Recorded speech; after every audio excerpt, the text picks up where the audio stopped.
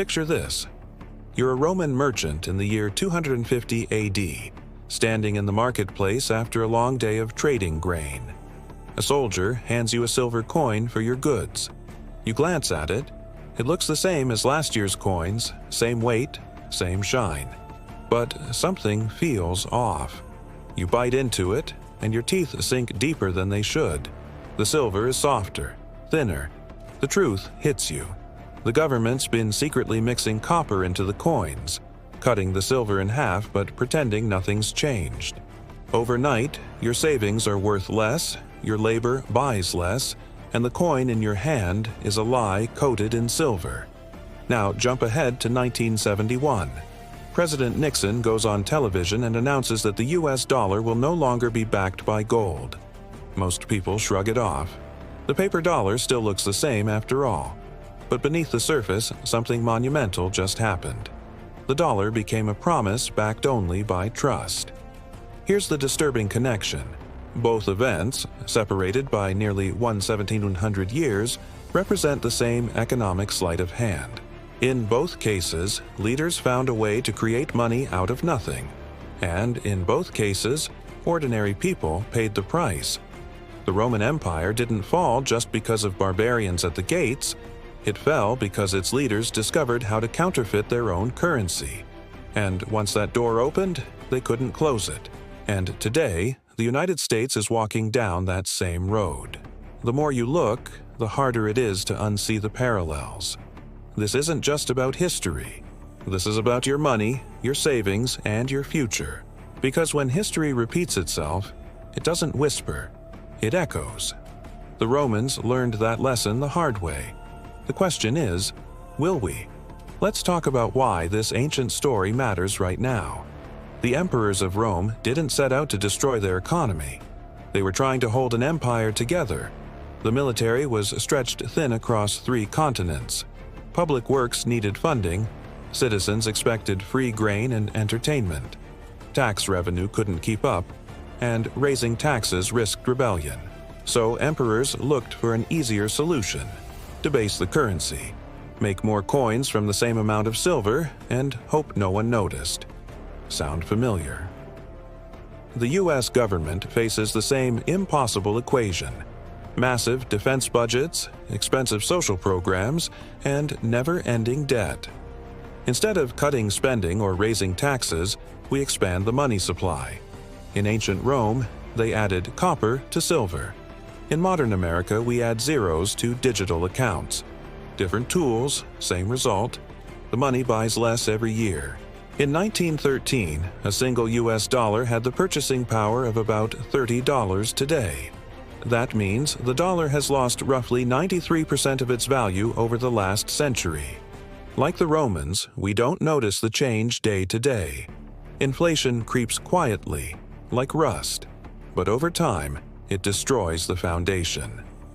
Rome's story shows how this ends if it goes unchecked. At first, the debasement is minor, just a few percent. Then it becomes routine. By 270 AD, the silver denarius, once the backbone of Roman trade, contained barely 5% silver. What began as a temporary measure turned into permanent policy. Sound familiar? Every modern government that prints money promises it's temporary until it's not. But debasement alone doesn't cause collapse. What made it catastrophic was how it centralized control over money creation. In Rome, the emperor controlled the mint. In America, the Federal Reserve controls money creation. Both operate with minimal accountability. Both are able to expand the money supply with the stroke of a pen. When Rome's mint diluted silver, the emperor could spend those coins before anyone realized they were fake. The citizens, forced to accept them by law, bore the losses. Today, when the Federal Reserve creates trillions in new dollars through quantitative easing, that new money flows first to banks, corporations, and asset markets. By the time it trickles down to you, prices have already gone up. Economists call this the Cantillon effect. It is the same dynamic that enriched Roman elites who were close to the mint while impoverishing everyone else. Historical data paints the picture clearly. In 200 AD, 1 denarius could buy a measure of wheat. By 300 AD, that same measure cost 200 denarii. Prices exploded, but wages didn't keep up. The rich protected themselves with land and gold. The poor and the middle class watched their savings evaporate. Today, we're seeing the same pattern.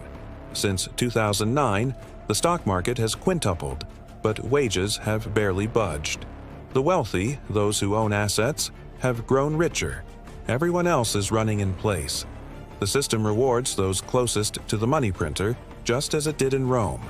And once people lose faith in money itself, the damage is irreversible. By the late 3rd century, Roman citizens stopped trusting their coins. Soldiers refused pay in denarii. Merchants demanded gold or goods instead. Even tax collectors couldn't collect taxes in the government's own currency. The money became worthless, not because the metal vanished, but because trust did. Fast forward to today, and cracks in the dollar's dominance are showing. The dollar AS share of global reserves has dropped from 70% in 2000 to under 60%. Nations like China, Russia, and India are conducting trade in other currencies. Even digital alternatives like Bitcoin were born from distrust in fiat money. When faith erodes, people create new systems, just like the Romans did when they turned back to barter or gold. So, what happens when an empire's currency dies? The first casualty is always the middle class. In early Rome, artisans, traders, and professionals could save and build wealth. But when the currency lost value, savings turned to dust. Imagine a Roman shopkeeper who worked his whole life to save 1,000 silver coins. By the time he retired, those coins barely bought a bag of grain.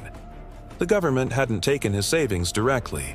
It had stolen them through inflation. The same quiet theft is happening now.